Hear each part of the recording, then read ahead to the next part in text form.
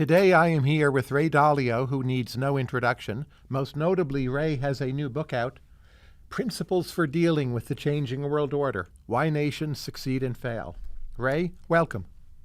Thank you. Thank you for having me. The very first sentence of the introduction in your book is this, quote, "The times ahead will be radically different from those we've experienced in our lifetimes, though similar to many times in history," unquote. Do we see this today in current market prices? And if so, which ones? We certainly see it today in market prices and in everything that's happening. So there are three, sometimes maybe we could stretch that to five, big things that are happening, and they are reflected in market prices, and the dynamics behind them and their change will be reflected in changes in market prices. And those three those three big ones are, first, that which is happening with money and credit. In other words, when you get close to a zero interest rates and you spend a lot more money than you earn, then the government does that. That means that a lot of money is printed, and it moves its way through the system in a way that is reflected in market prices. And so that is what is happening now. The second is the very large internal conflicts that we're having that are due to wealth gaps, political gaps, and so on, that influence the left and the right and the dynamic between them, that affects tax policies, that affects capital flows and the like, and they're reflected in market prices and will change as those circumstances change. And the third big influence is the rise of a great power, China, to challenge the existing leading power and the existing world order, and that is being reflected in market prices, but will be reflected more as those circumstances change. So those are the three big influences, to answer your questions, that are reflected, maybe not yet adequately, and we have to look ahead of what things will change. The other two are that have been reflected through history, and I didn't have a full appreciation of until I studied the last 500 years of history.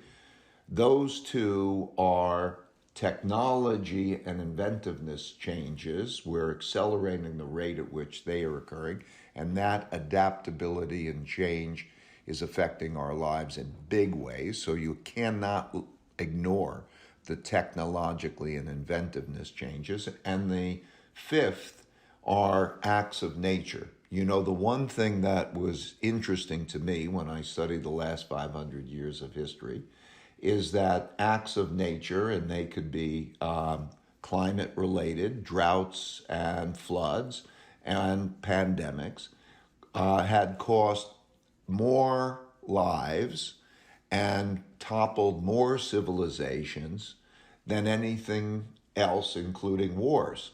So they are something that comes along irregularly. You know, when you have the pandemic or the drought or that event that comes along once in 100 years or so, they have had big effects too. So pandemic is a reminder of those.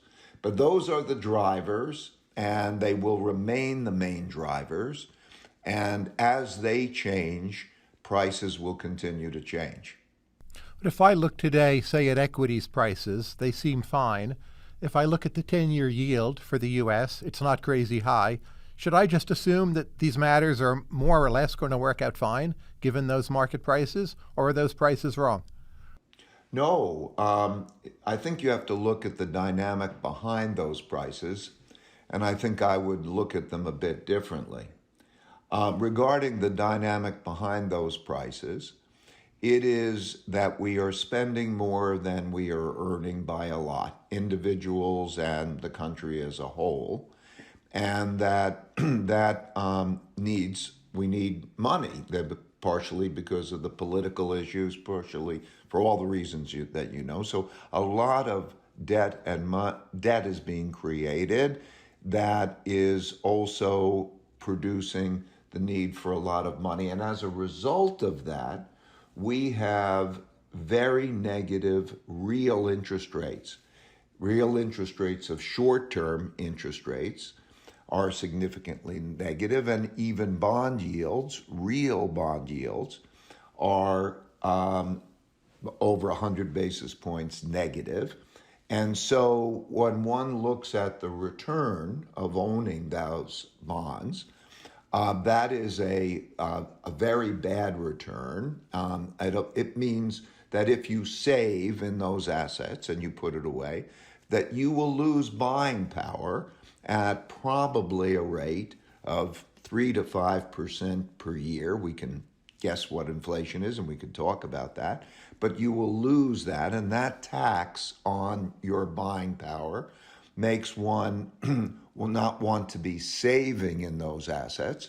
It makes one want to borrow in those assets, and the available of credit and that set of circumstances drives money into other assets, and into those assets are in investment assets, as well as goods and services. And so what we see now is that stocks are not expensive, not very expensive, maybe a little bit more so than normal, relative to bonds, which are very expensive, but still not expensive in relation to cash. And so they are all having expected returns that are comparatively low, and we have an inflationary period. So it's very important to understand the paradigm that we're in and how that dynamic works. And so as the inflation pressures become an issue and we have relatively, let's say, stronger growth, those things will start to change. And so the big question that the markets look at is, how will that change?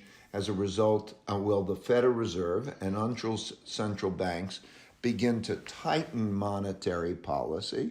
Because these things will change. And what will tax policies be and the like? And those things will affect market prices going forward. It's unsustainable. Help me put this in the context of finance theory. If I look at the literature on finance, it's very hard to predict excess returns. We're not even sure beta predicts excess returns. Firm size, maybe a little. Price to book value, maybe a little. Are you suggesting that the factors you're citing predict excess returns? If so, why don't we find that in the research literature? If not, why do we think they have predictive power? Do they predict excess returns? Polarization, credit, rise of China, they don't seem to in finance papers. There's so many people who write finance papers, and then there are people who make money in the markets. I can't speak for those who are writing the finance papers, but I can answer your question in terms of the predictive value of those things. Okay, so as we deal with the mechanics of debt or excess returns, there's always throughout history a debtor and a creditor. And there's always throughout history the ability to create demand by creating debt and by creating money. And then there become clear preferences for doing one or the other. There are environments like the late 1970s, when Federal Reserve Chairman Paul Volcker tightened money and wanted to make it good to save and bad to borrow and have credit. That set of circumstances was caused, and that action was caused by things that happened before it. And that produces high real interest rates and the like. And that produced the environment that we had largely the disinflationary environment that we had that followed. Similarly, the 1960s led to the 1970s. The 60s had too much debt creation due to war and Vietnam and what we call guns and butters policies that were spending more than we were earning, and that led to the necessity in 1971 for the Federal Reserve, for the President of the United States to acknowledge that they would no longer be able to pay the dollar claims in gold and to default on the gold claim and to devalue the exchange rate and to devalue the dollar, which led to the 1970s, inflation and so on. So there are always, all through history, the dynamic in which there are high real interest rates and it pays to be a saver for some times. And there are times when there are very, very low real interest rates and the need to create a lot of money and credit, and it pays to have assets, the opposite side of assets, and been positioned in the opposite way. And that's been true throughout history. And that's the main driver. So I think when we look forward, we can use those as guides to what's likely to happen in the way of excess return. It's in fact the way the system works. In other words, investors, borrowers and lenders look at the relative expected returns of cash, bonds, and other asset classes and move their money between those things based on the relative pricing. And that's why, for example, when there is a rise in interest rates, a tightening of monetary policy, and short-term interest rates rise relative to longer-term interest rates, so the yield curve begins to flatten and so on, that we see that there's a slowing in the economy and a slowing in capital availability, lending, long-term lending. There's a shift to saving, and as a result, there's a slowing of the economy. That's, to me, how the system works. But if I look at the macroeconomic literature, it seems to me even GDP, when we run statistical tests, it's hard to distinguish that from a random walk with trend. So there's not a lot of obvious mean reversion in the system. I don't see it that way. I wouldn't have been in the business. It's not worked that way. I think we're referring to different things. You're referring to what you're reading in the literature, and I'm referring to my 50 years of experience and what I'm doing, and so we have a different perspective about those things. But tell me what's wrong with the literature. Those are actual numbers taken from government databases. You run statistics on them. Returns are close to a random walk. GDP is close to a random walk with trend. It's not random at all. In other words, do you think where interest rates are is random? Do you think it's random? Do you think that if these things change, let's take that example. Do you think that it would be random that the Federal Reserve would tighten monetary policy? Do you think it's random that we're having inflation pressures? Do you think it's random? Do you think those things are random? I think the market has a model of what will happen. It's hard to beat that model. But look at it this way. The factors you're citing to me, they're publicly available information, right? We're talking about them on a podcast. Why shouldn't they already be in market prices? The market is it's like a poker game. I've played the poker game for over 50 years, and I'm saying it's a zero-sum game relative to what's priced in, and the smart people take money away from those who are less smart. And that's the way it works. I wouldn't be in the business, I wouldn't be on your podcast, I presume, unless that was true.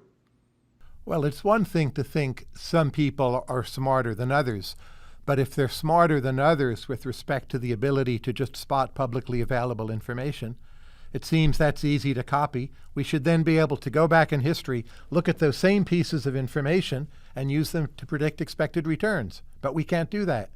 Well, some can and some can't. And I guess you look at the track records over long periods of time and you decide who can and who can't. Let me ask you a few questions about reserve currencies, which is a key theme in your book. If deindustrialization is a real problem, including for national security, isn't having a reserve currency actually a disadvantage? I'm sorry, I didn't understand your question. Please clarify your question. If deindustrialization is a problem for a nation's middle class, for its national security, The deterioration of its capabilities to earn money, industrialization, right, services would work just as well. It doesn't have to be in industry per se, right? So by deindustrialization, I presume you mean the weakening of its earning power, the weakening of its economy. Is that what you're referring to? and it's hard for the United States to build its own ships. We depend on inputs, say, from South Korea. So a strong dollar in that sense is bad. Isn't it then also bad if the dollar is a global reserve currency rather than good?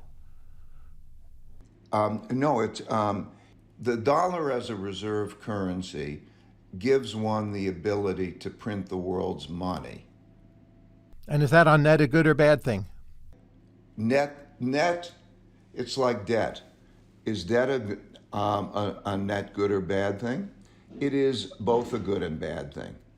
Being able to create debt gives you the buying power. Being able to print the world's currency, such as when we were in the COVID crisis, and being able to print the currency that around the world will be accepted, allowed us to sell more debt.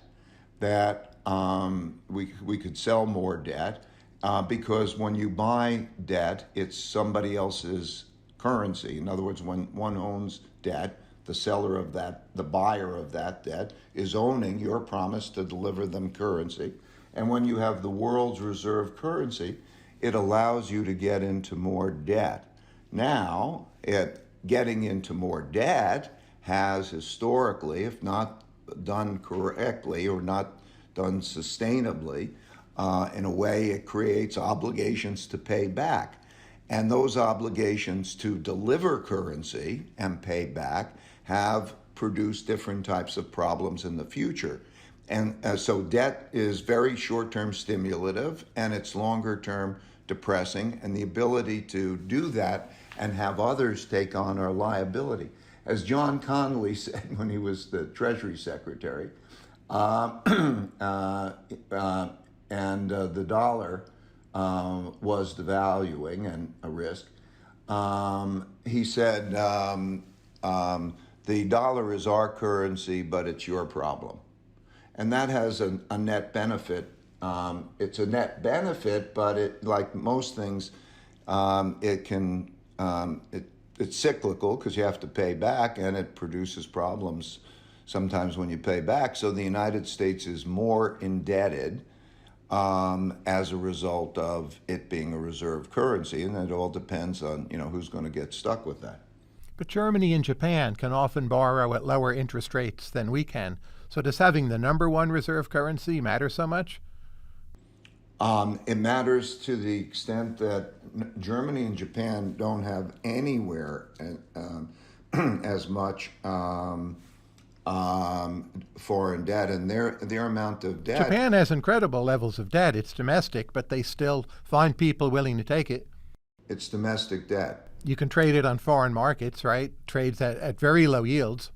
But it's domestic debt. In other words, they found their population to buy it. They're a net creditor country. The United States is a net debtor country. Sure, but again, at the margin, if you look at the debt position of Japan, how much of it they've de facto monetized by trading for zero coupon bonds, the fact that debt sells perfectly well on global markets for the prices and yields it does. The fact that if the main, almost all the main owners of Japanese debt are the Japanese central bank and the Japanese population. It sells very little on net on public markets. Okay. Sure, but the yen is traded internationally, and Japan has done this without the value of the yen collapsing, hardly. Because of the supply demand that I've just described to you. I mean, if the United States had to, we would then have to have this giant debt monetization. We would have to do what they are doing, and they'd have to be in a whole different position. If we had to take our debt, the external amount of debt, and then say that we're going to get into a creditor position, and that if we get into a creditor position, and then we're in a situation where all of our population's owning it, then we could be in a position that's analogous to that. But I think I've answered your question. We just have a different view. If we think about macroeconomic cycles, Christina Romer claims a lot of downturns are the result of Fed contractions. Jim Hamilton claims that some downturns are the result of high oil price shocks. And you have a theory of debt cycles. If you're just trying to portion out mentally, how many of the cycles are Fed contractionary shocks? How many are oil shocks? How many are debt cycles? How do you see that landscape? I think that there's goods and services that exist in a certain quantity, and then there's a certain amount of money and credit, and they interact. And that throughout history, if you have, let's say, an oil shock that is not accommodated by an easing of central bank policy, in other words, the production of more money and credit, then if there was the same money and credit and you had an oil shock, then as oil goes up, something else would have to go down, and it would produce one set of circumstances. It wouldn't produce the same inflation. It would produce a consequence, and it would produce a transfer of wealth from those who are selling the oil at a high price. They gain wealth, and it would produce a decrease in the wealth from those who are having to pay that higher price.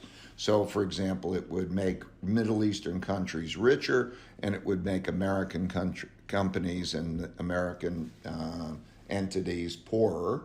And that's what would happen in a world in which we were to look at those items. And that certainly can cause a downturn in the economy. Similarly, now, you can print money and credit, you can create money and credit, and it could have its effects. But to answer your question about do oil shocks or Fed policy have an effect, the answer is both, because for other reasons, the tightening of money and credit reduces demand for things, and as a result of the reducing the demand for things, it weakens the economy. So both an oil price shock or some other shock or a Federal Reserve tightening can cause the economy to weaken. But so that's sort of the answer to your question. And then it would have different implications depending on whether the central banks provided more or less money and credit. We're speaking in November of 2021. Are currently observed rates of inflation in the United States going to be transitory? And what do you understand by that term? Well, I'll start by what I understand by the term, and then I'll answer your question. By transitory, I think everybody understands that to mean temporary shocks that don't become chronic, and therefore we don't have a chronically higher rate of inflation. We have, it sort of settles back to the older rates of inflation that existed before it, but it doesn't, it's not a problem. That's what I mean by a transitory. Do you agree with that definition? No? Sure, that's fine, yeah. Okay. So in terms of, no, I don't believe it'll be transitory.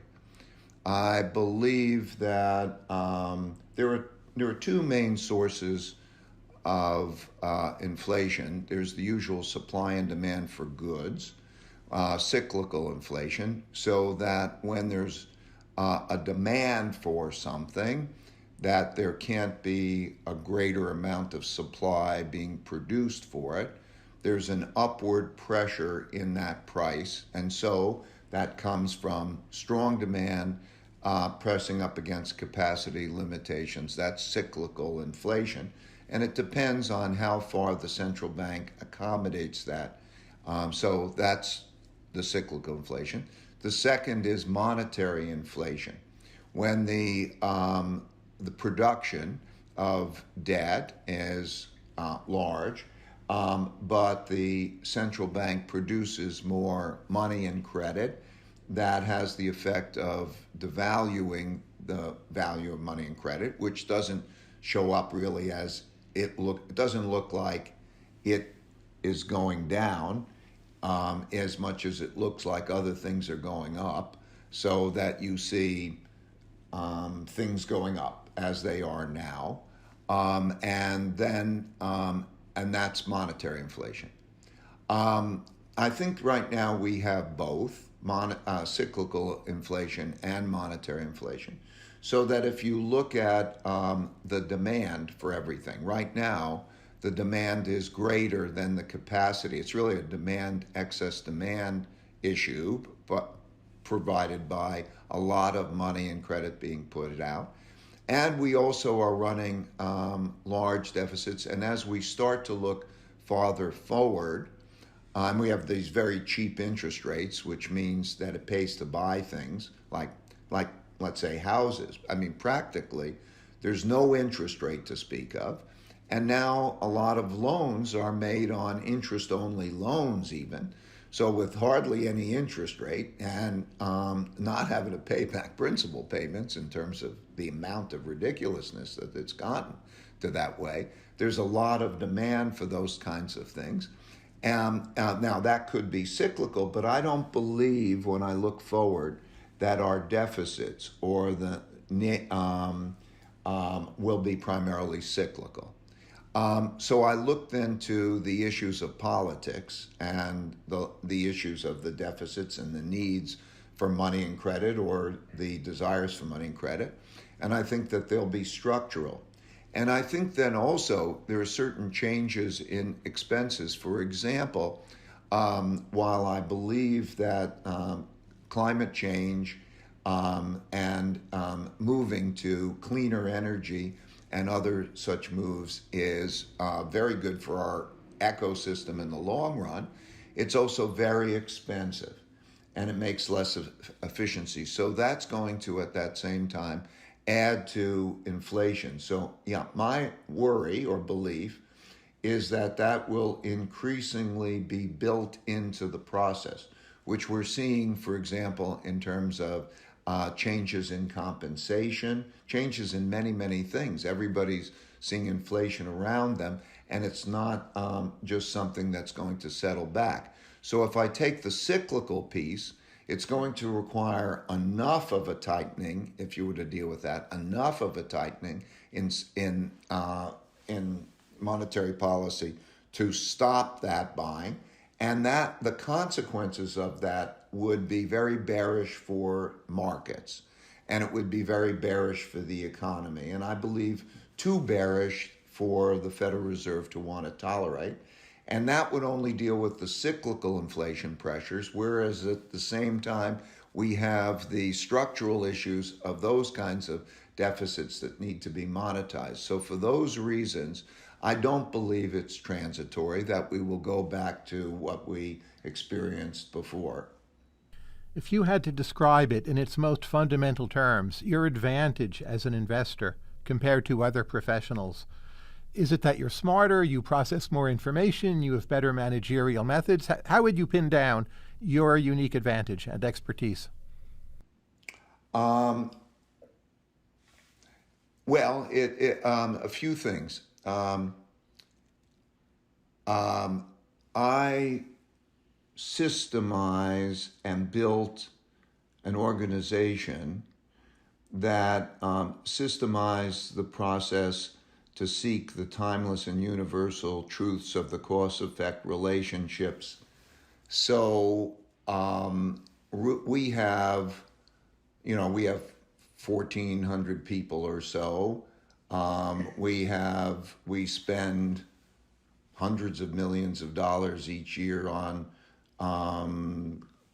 data and quantitative. And I think it's really that the building of timeless and universal decision rules that have gone back, and when I say timeless and universal, I learned early on that many things that happened to me and came as a surprise were things that didn't happen in my lifetime, but happened many times before. The first of those, in 1971, I was clerking on the floor of the New York Stock Exchange when, on August 15th, President Nixon got on and said, "We are not going to pay the gold."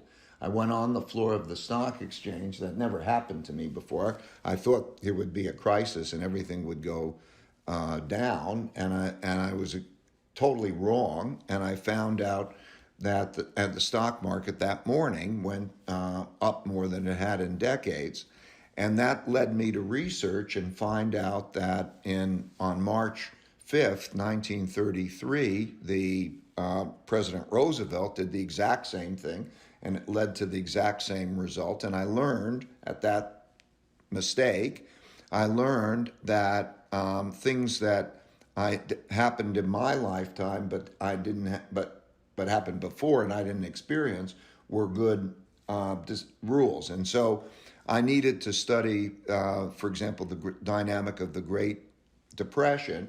And by studying that dynamic of the Great Depression, I and we at Bridgewater were able to anticipate the 2008 financial crisis and do very well in it, only because we looked at those things that happened, before. And so it's that which led me to do this study. I did this study not to write a book. I did the study because these things that are happening now did not happen in my lifetime. So I wanted to study the cycles, and like the rise and decline of reserve currencies, empires, and so on. So I needed to study the last 500 years. And so what is conveyed in this book is what I learned from doing those studies, those patterns, and I put it out there for people to judge for themselves the merit of them. They can judge for themselves. I understand different people might have different views, and it's totally their prerogative. It's out there for people to learn, and it's been that approach and the systemization of that approach with a lot of great people that has been the basis of our success. Your management idea for radical transparency, where did that come from and how did it evolve? When did you start it? I started Bridgewater. I didn't even think of it as starting as a company, but just 2 years after I got out of school. And it was, me, and there wasn't a company really. There was somebody I'd played rugby with, and and then a couple other people. And the idea was we're going to be truthful with each other, truthful and transparent. I have this belief that what brings me satisfaction is excellent work and excellent relationships. And I believe that I was taught it really in the markets through my experience that being as accurate as possible is my goal, and that to get at truth, what is true, is fundamentally important in both making better decisions and also making good relationships, trustful relationships. And so for that reason, it seemed apparent that whether it's in the markets or it's with dealing with people, that being radically truthful and trying to work things through to find out what the best thing to do given those realities are is fundamentally beneficial. So I think I was all through my life, maybe to some extent, I was influenced to do that. It just seems like such the obviously better thing to do than to be the other. I think it's very odd that the world questions being very radically truthful and radically transparent with each other to try to find out what's true. I think that's a problem that the world faces in terms of those sort of things. But anyway, I came by it that way.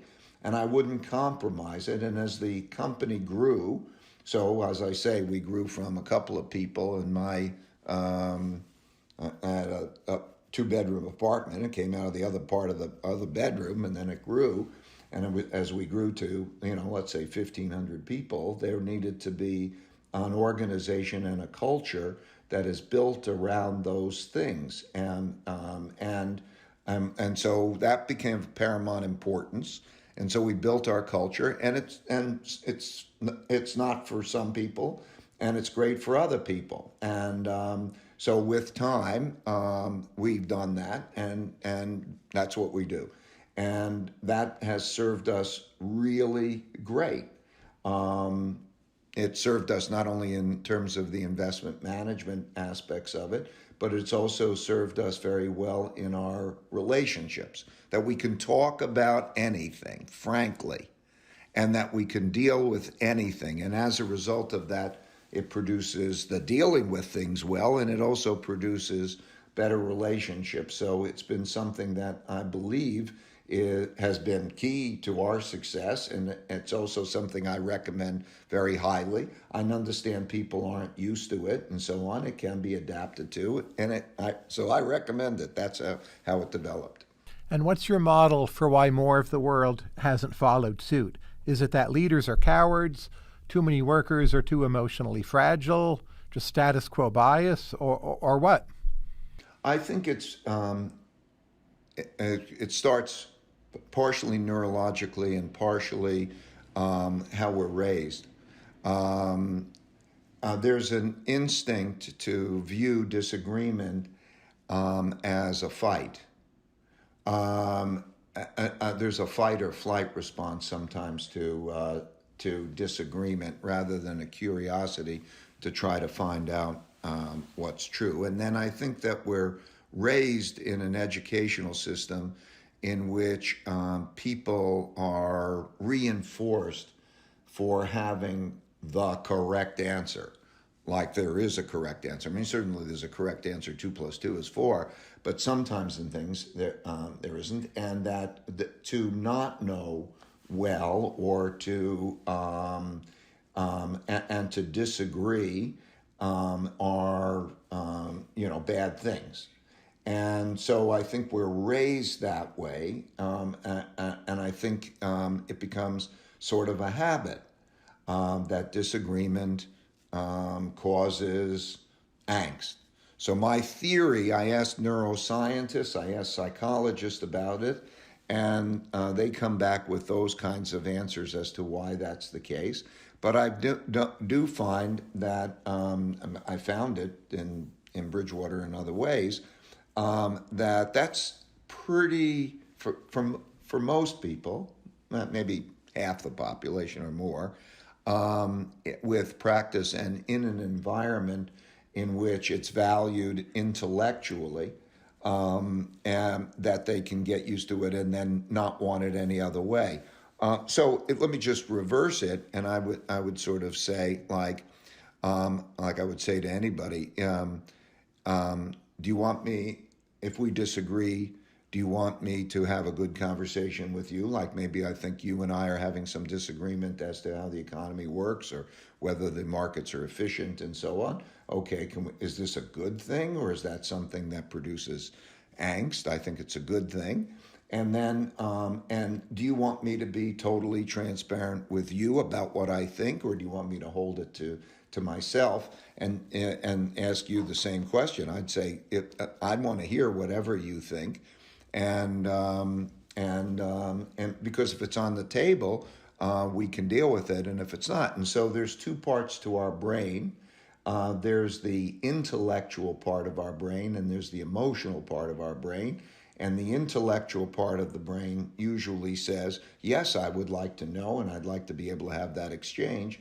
And the emotional part of our brain seems in conflict with that. That's what the psychologists and neuroscientists say, and that's why it's interesting to them to see how we've created this different sort of culture. It's not easy, but it's like eating healthy and doing exercise or so. And if you're around a lot of people who recognize that it's healthy and you lived in that kind of an environment, you probably would not. You'd probably want to do that, and you, in fact, maybe not wouldn't want it to be the other way. So many people who work at Bridgewater would find it very difficult to work in most other companies because it wouldn't operate that way. So that's what I think causes it. That's what's anyway. Experts who are more expert at such figuring out the reasons explain to me, and that rings true, and it's been consistent with our experiences. With work from a distance, we're now recording many more business calls. So do you think your method of recording every conversation in the company will actually win out through a kind of backdoor mechanism? I think the recording, just to be clear, is for the purpose of providing transparency.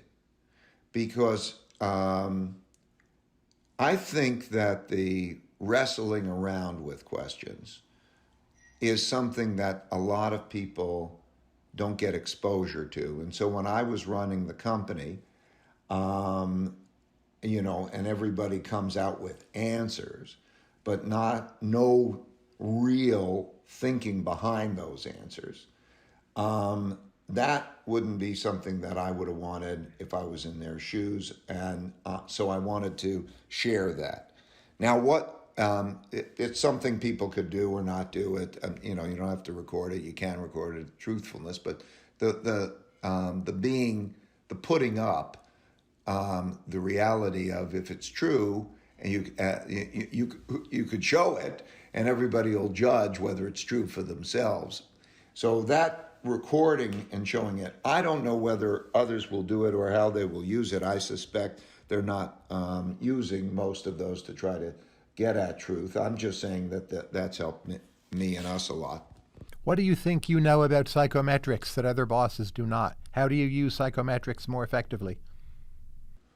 Well, I think I know a lot about psychometrics because of my experiences in the pursuit of it as an important interest to me. And I think that most bosses don't know anything about psychometrics, and I would encourage them to learn about psychometrics. So, psychometrics. Psychometrics are means by which asking a bunch of questions and so on helps to measure how somebody thinks about things. It's common sense. If we ask a bunch of questions, we can learn about what your profile is. So online, for free, I put out our version that I worked with 3 great psychometricians to produce, and people can experience them for themselves. It's called Principles U. Go online. It takes about a half hour to do, and see how well it describes how you think, what your preferences are. And there's a cool thing that allows you to have somebody else do the same, and you could put it in and you could see how it describes your relationship based on how you think. Now, the reactions to those things have been amazing, that they're amazingly effective, but it's not a new science. It's something existed a long time ago, started a long time ago. I started because I saw that people's approaches to thinking were different, and I didn't understand it. So I gave 150 managers in my company first the Myers-Briggs test, and it came back, and I asked them how accurately it described how they thought, rated on a scale of 1 to 5. 85% of them said it described them as a 4 or a 5, so very well. And I read these descriptions, and in some cases I said, I can't even believe that people think that way. Our thinking ways are different, and based on those preferences. So yes, psychometrics, I have spoken to the best psychologists, the ones who helped me build this other test that's now available free for everyone. Principles U, it's called. It's free online. Was developed with me working with Adam Grant, John Golden, and Mm, oh, Brian Little. And if you look at their credentials and so on, they've been doing this for lifetimes. And so they're the experts. That's my interest, and that's why I have an interest in it. And I think other people who run organizations or really have to deal with relationships should look into what psychometrics can do to help them.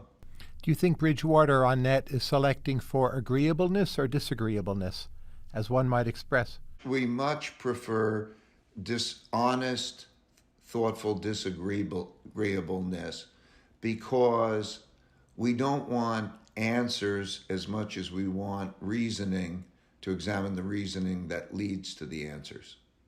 If you apply psychometrics to the United States of America, our moral character and psychology, where exactly are we falling short? Most of all.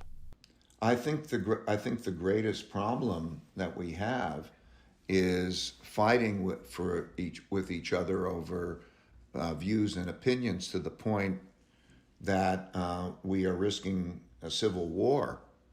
And the question should run for all disagreements and all major disagreements is how do you know you're right? If two people are in a disagreement about, there are opinions of whether you like something or not. So let me put them into two categories. You have an opinion about something, I have an opinion. Will the stock market go up or down, or is tomorrow going to be like this or that? And we have an opinion. That opinion, if there are two people who have an opinion, how do you know you're the one that has the right one or the wrong one? I've learned from mistakes that I worry about being wrong. And that by worrying about being wrong, I don't know if I'm the wrong one or the right one. The only way I can get to that answer is to find the smartest people I know who disagree with me, and I hear their reasoning. And that's a path that has worked well. But I think if we now apply this to the country as a whole, and we have disagreement, I think our best question is how are we going to successfully and not antagonistically get to the desired answer? And so I think it requires thoughtful disagreement. Frankly, I think there's only two things I really care about. I don't care more than anything that we together as a country come up, resolve our differences as democracy used to work, resolve our differences and be productive. If we can be productive and resolve our differences so that we have internal order and harmony, I don't really care much about other things. There are some opinions that it's got to be exactly this way or that way. And I think that we're in a dangerous situation. I have a principle, which is if the cause you are behind or the cause that people are behind are more important to them than the system is in jeopardy. And I think that's the case now. So, yes, I would wish that if I was President of the United States, I think it's such an important thing. I would probably have a bipartisan cabinet, and I would try to bring together the middle of the middle, and then have those in the middle try to deal with those at the extremes, because I'm afraid that that there will be a pulling to each of those extremes. And that there will be irreconcilable differences between those extremes, and that it will threaten rule of law and threaten democracy. So that's what I think about it as it relates to politics and government. It's striking to me how much your approach to U.S. history is informed by what I take to be an understanding of Chinese history, so the cyclical emphasis. But what is your favorite Chinese dynasty and why? Well, I studied, just to be clear on your first statement, it's not Chinese or American, as is described in the book. I took all powers that existed over the last 500 years. 11 of those powers, the empires, the rising, and I looked at them all. And then I also, because the patterns existed in China, and China's, I feel I need to understand China well, I also took the dynasties back to 600. So I saw these patterns over and over again, and they're not Chinese, they're not American, they're universal because human nature is universal. And anyway, so when I look at a Chinese dynasty or a great European power and so on, there's the parts of them, they all have risen and they have all declined. And so when we say that we like a dynasty, I like the things that make it rise and be healthy, and I don't like the things that make it decline and be unhealthy. So I don't feel there's a dynasty or an empire that I admire in totality. It's those things that I admire. And what those things are across is, they're measured in the book. I gave 18 measures of them. But there are certain basic things like and that they come down to a lot. And one, it's like it starts partially with leaders who make things work well. There's a cycle. There's a new order. And a new order means that after some conflict, the new power takes over. They win. And that there's a leader or leaders who then at that point have to consolidate their power from those who are in opposition to them and so on. And then they have to build a direction. And that direction comes down to basic things such as, first and foremost, education.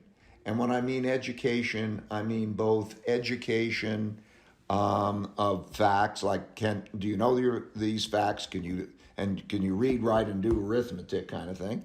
But also education in civility, on how to behave well with others and your personal responsibility, which is usually, traditionally has been guided by the family, or could be guided by religion, it could be in the schools, but to know how to be a person of good character and relate well to others. So the dynasties that did that, and you could look at the beginning of all of those dynasties, the Tang dynasty, the Sung dynasty, the Ming dynasty, just as you could look at it in terms of the early stages of many, many empires, including our own, the American Empire, and after World War II particularly. Okay, education, and then converting that education and that civility to productivity, to be able to work well in a harmonious way with each other, a competitive harmonious way, to raise the living standards so that you are earning more than you are spending. This is a fundamental thing, productivity, and earn more than you're spending so you don't depend on the building up of debt that eventually you can't pay back. And then, and that rise. And then I see in all these dynasties and all these empires that there becomes then more debt creation, sometimes more speculation, and there become greater gaps. Always there become greater wealth and opportunity gaps. Wealth gaps, because the cycle produces of this different opportunities, and some people make a lot of money and others don't, so naturally produces a wealth gap. But that wealth gap can be self-reinforcing because the parents who have more money give their kids better advantages, and they have more power than those who are born into families that don't have much. And so there become that wealth gap. And then they become higher and higher levels of indebtedness. I've seen this all across countries, all across empires. And then sometimes, because they have borrowing capacity, like having a reserve currency, they can borrow a lot of money. They do that. And so they produce larger wealth gaps, more speculation, and larger and larger wealth gaps. And then something comes along, like they can't do that, they can't live on the debt anymore, or they, and there are various reasons. And then you see deterioration. You can see deteriorations in even the notion of what people are going after. A poor family having to struggle, or a poor society having to struggle, develops different values than one that is born rich and is operating. It can be, in fact, decadent in terms of the way that they're operating and so on, and that's an ingredient to decline. And so all of the dynasties or all of the societies that I've seen have had that, and in some cases, acts of nature came along too, where there's an internal conflict over the things I just mentioned, not having enough money, printing a lot of money, being in a situation where they're at odds with each other, and then often the rising power challenging that. So you see the decline of the Ming Dynasty. For that reason, you see the decline of the Qing Dynasty, you see the decline of France, you see the decline of others for the same reasons. There are these also these foreign powers that there's a conflict with and everything. And then sometimes there are these acts of nature, like the big drought or the big flood or something that causes a famine or a pandemic, and then that happens, and then that throws everything in the kilter too. So I see those patterns happening over and over everywhere. So there's no one dynasty. There's I like those that do it well, and I don't admire those who don't. How does transcendental meditation improve your work relationships, and why choose that kind of meditation rather than some other? I'll take your second question first. Just circumstances led to me. I learned transcendental meditation because it was the thing that popped in front of me, and I was lucky enough to grab it. It was when the Beatles went to India, and they said they talked about transcendental meditation and its big thing, and there was a center in New York, and then I went and I learned then, and that was. That was 1969, so however many years ago that was, a long time ago. And okay, now how it affects transcendental meditation, like I gather a number of other types of meditation, has a mantra, and a mantra is a sound that you repeat in your mind.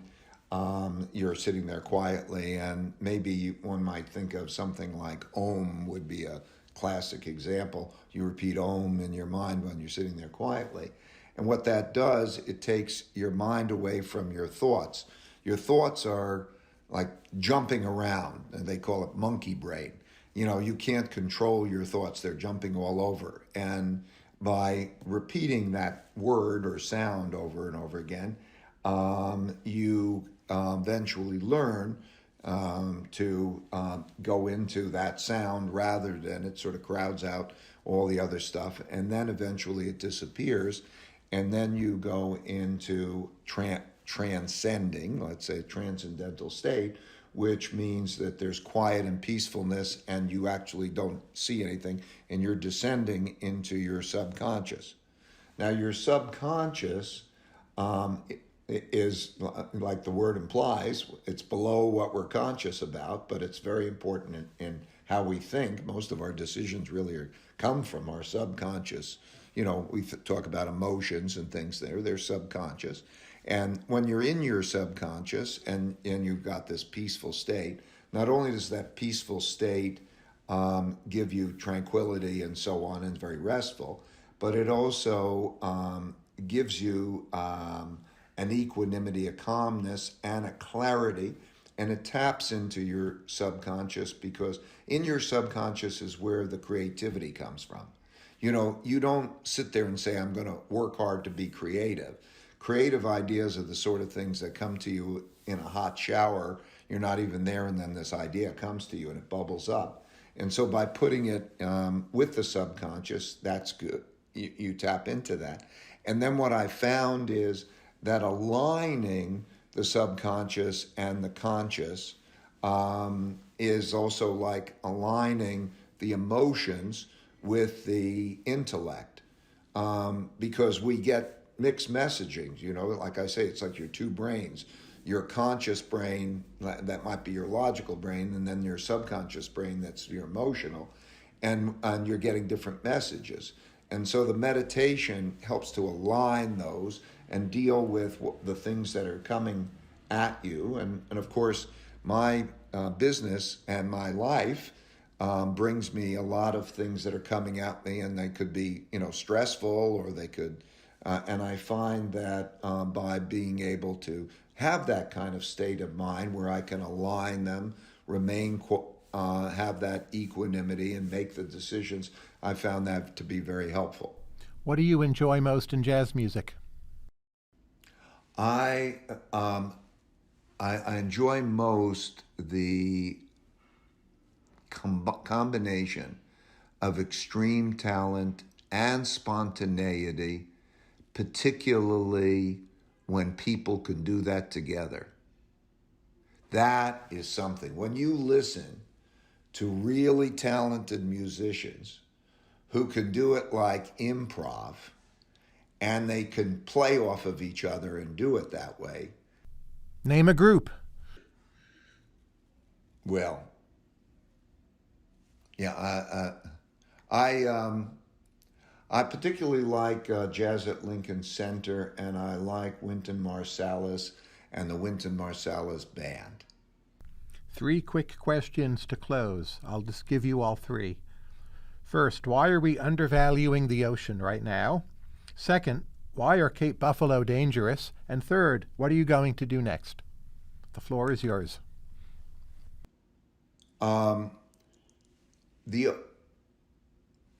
First, let's establish that the ocean is the biggest thing on this planet, the most important environment. We undervalue it because we don't have contact with it. It's like a sheet. The Earth above the ocean, the highest point, Everest, is equal to the greatest depth, the Marianas Trench, 11,000 meters. They are both peaks of the same, but the ocean is 72% of the world's surface. So that means that the space and what it's occupying and the lives that live in it and all of that is more than twice as large as all of the continents combined. And it has an enormous impact on our lives. But when we look at it, we just see this sheet over it that's going up and down, and we don't explore it, and we don't.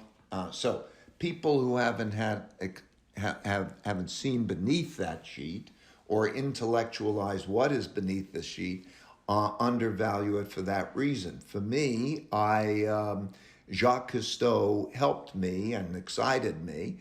And so as a result of that, I have been excited about the ocean, and I realize the importance of the ocean. And as a result, one of the things that passion of mine, I've created a ship which is the best oceanographic exploration and media ship on the seas, and it is capturing. We have explorers and scientists go on it, and they use it, and they capture that, and then they're going to be showing that on National Geographic and Disney Plus, so that people get inspired about it. But anyway, I think it's for those reasons that they don't, and I'm working to rectify that by making that availability. It's called Ocean X. If anyone wants to go on and see what it's doing, you can go on. You can search for Ocean X, and it'll explain that. But that's Cape Buffalo. Cape Buffalo are have killed more people than any other species, More than hippopotamuses have. even more than hippopotamuses. And, what they are, okay, so what do I think about Cape buffalo? I think you're probably referring to my having bow hunted Cape buffalo, which is, I love being in nature. I love the interactions with species. That experience, which is, requires focusing one's attention, playing the edge correctly, and being in that environment is something that has been something invigorating. So I assume that that's why you're asking that question. And as terms of what is coming next, I'm 72 years old. I'm in an arc. There's a life arc, and I'm in the part of the life arc of transitioning out of my second phase of my life to my third phase of my life. I believe life takes place in sort of three phases. The first phase is you're dependent on others, you're learning. Second phase, you graduate from school, you graduate from whatever, college or high school, and you go to work, and increasingly you're working, and others are dependent on you, and you're trying to be successful. And then as you go to your third phase in life, you no longer have any desire to be more successful yourself. You start to care about others, and you particularly care about others who will be beyond you, your children, your grandchildren, and the like, but also the society. And what you want to do is instinctively pass along those things that have been helpful.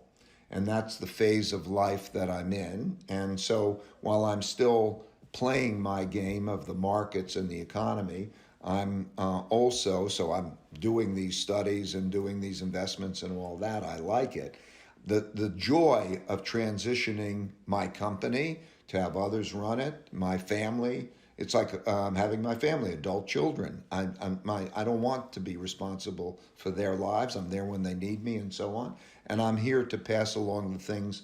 And so I think that what's next for me is I probably will, there's this book, which is passing along what I think are the most important things of our time, and thoughts. People can take or leave them, but I think they're important. Others have thought, Henry Kissinger, Larry Summers, others have said that this is a very important book. And anyway, people could judge for themselves. My next will be to complete my economic and investment principles, because I do think differently about economics and investments than some people, which I believe is what has given me the edge. So I want to pass that along. I imagine then in something, therefore, like a year or two, I will do that, and then I will go quiet. Again, everyone, Ray's new book is called Principles for Dealing with the Changing World Order, Why Nations Succeed and Fail. Ray Dalio, thank you very much. My pleasure. Thank you very much.